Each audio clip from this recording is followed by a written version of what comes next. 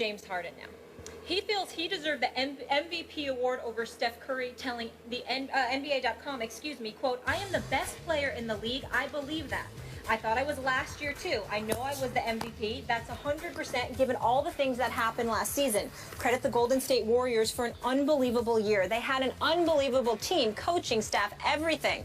But that award means most valuable to your team. We finished second in the West, which nobody thought we were going to do at the beginning of the year, even when everybody was healthy. We were near the top and having the most injuries. We won our division, in a division where every single team made the playoffs. There's so many factors. I led the league in total points scored, minutes played. Like I said, I'm not taking anything away from Steph, but I felt I deserved the most valuable player." Stephen A., do you have a problem with Harden's comments? Somewhat. I don't want to make a big deal out of it because I do believe he is a superstar. He is big time. He can ball, and he is to be highly respected. Having said that, he's got to kind of get some of his facts straight. Number one, he did not lead the league in minutes played. That would happen to be Jimmy Butler of the Chicago Bulls. That's number one. Number two, when you look at his numbers, 27 and 7, 44% shooting, 37% shooting from three-point range. He was absolutely sensational, particularly when you consider the fact that Dwight Howard missed about 40 games. Ultimately, Patrick Beverley went down. You have to look at it from that perspective, and without a doubt, James Harden carried the Houston Rockets. He is the star of that franchise. He is the star in that city. They go where he takes them. There is no question about it. But let's not think that that is a license to minimize what Steph Curry accomplished. Steph Curry did average 23.7 to James Harden 27.4. But he also averaged more assists, a little bit 7.7 as opposed to just 7 for Harden. But he also played considerably less minutes. And why was that? Because the Golden State Warriors were annihilating competition while the Houston Rockets, dare we say, made things far more interesting than they needed to be. And if we're also being honest, for the most part, Steph Curry outperformed James Harden in the postseason. Obviously, the votes probably were tallied before that. That had nothing to do with it, but there was confirmation about Steph Curry's value, not just as an individual offensive juggernaut because he's the best marksman, the best sniper that we have seen in NBA history, but also because of the fact that no matter how talented Golden State is, his greatness still managed to shine brightly. And when I look at it from that perspective, as much as I respect the hell out of James Harden because he is to be respected, he is that great, I can't take anything away from what I saw Steph Curry do. Steph Curry boogied on people, shot the lights out, stepped up, exploded. James Harden did his thing, but Steph Curry did his thing as well. And he also made it look a little bit easier.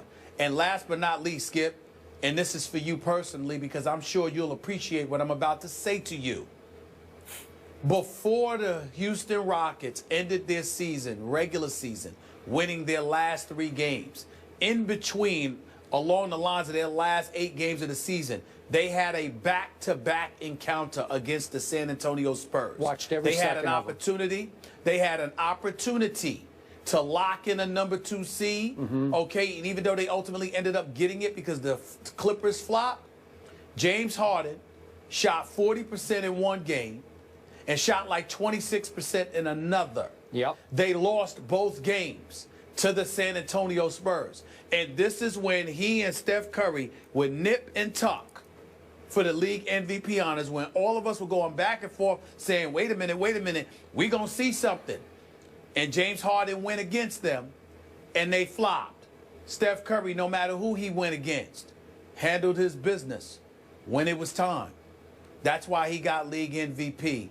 I think he deserved it, and although I respect the hell out of James Harden for feeling otherwise, because his talents mandate that he feels that way, he should feel that way, I personally believe he's incorrect. I think Steph Curry got the award that he deserved. And I don't think it was right for the Players Association with their award ceremony to give that MVP trophy to James Harden, that Players Trophy. I thought that was at least somewhat disrespectful to Steph Curry. Okay, quick thoughts on the two San Antonio games.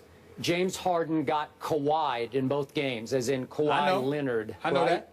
Okay, so I did not hold those two games against Harden in the big picture, like when we're talking about who's the MVP, and I think you and I agreed that he had a strong case for MVP. We both, in the end, maybe me a little ahead of you, I was a Steph guy.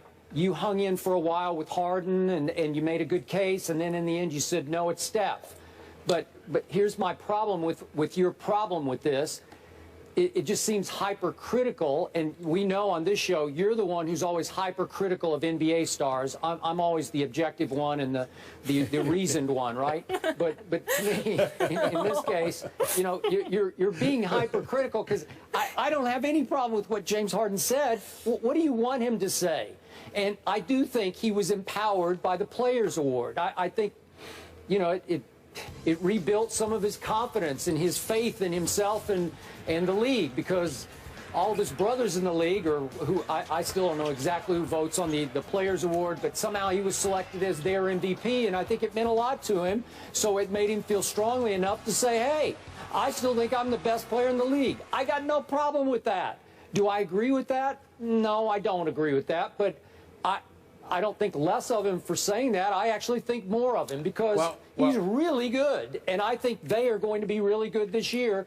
And we'll see when crunch time comes. Like you said, he had those two bad games that they were in the playoffs that didn't count against him in the regular season. But the two worst games of the year for him was Game 3 at home and then Game 5 at Golden State when he went 3 for 16 and 2 for 11. Those were bad. Those said you're not the best player in the game. But go ahead.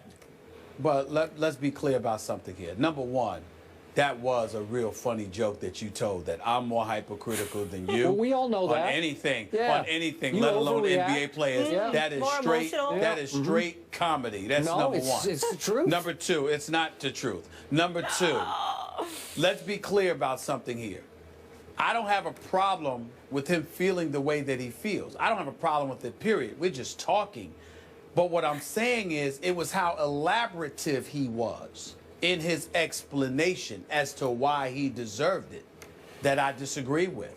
I just disagree with it. I think when you take into account the fact that Golden State was blowing out a few folks, Steph Curry only averaged 32 minutes a game. You know why? Because he could afford to. Yeah. Because he didn't need to play those minutes, because the team collectively was handling its business and running people off the floor.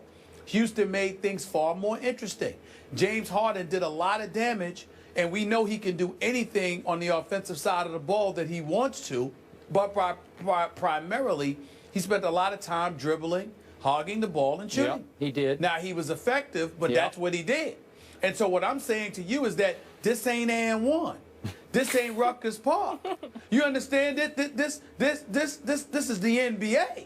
And your ability to do that doesn't warrant you deserving the MVP award. I think he's a superstar. Personally, I don't even call him a star. I think James Harden is a superstar, deserving of all of our respect. But when he elaborates like that, then you are really making the case for yourself and diminishing the case of Steph Curry. And I don't believe you can diminish the case of Steph Curry. And he didn't disrespect Steph Curry in any way. I'm not trying to say he did that. I'm just simply saying the arguments that he made for himself against Steph Curry doesn't hold water entirely, because there are nuggets of information to refute that. Again, Jimmy Butler played the most minutes. Again, Steph Curry didn't have to play the minutes that James Harden had to play, not just because, you know, they were winning, they were blowing people out. Yeah. And despite the team that surrounded Steph Curry, he still shined. Now, I'll tell you how James Harden can earn league MVP. He doesn't get to hog the ball if Ty Lawson's on the team with him, which he is now. Because Ty Lawson can ball. And Ty Lawson is a point guard. He get his personal life in order, and we all pray that he will, because he's a good guy. The bottom line is, James Harden, if he does what he did last season with Ty Lawson on the floor with him, then he will deserve league MVP, because it won't be hogging the ball, taking most of the shots.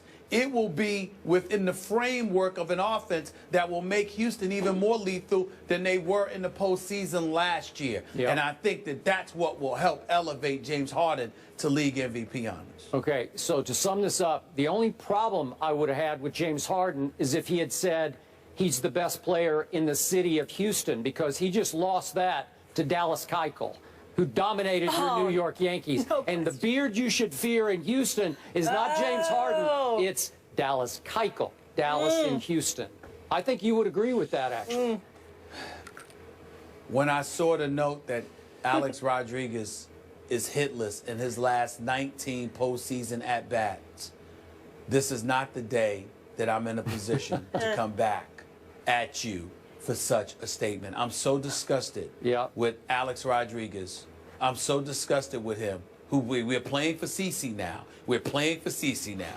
This is what he said. And what did I say immediately when he said that, Skip? I had a problem with it. I said, well, if he goes out and stinks up the joint. Did you play for CeCe then? What does he do? He goes out and stinks up the joint. I'm just so disgusted. You got me today. I'm going to leave it alone. Well, where I got you is that Dallas Keuchel just finished pitching 22 total innings against your New York Yankees this year, 2 regular and 1 playoff game, and they still haven't scored on him.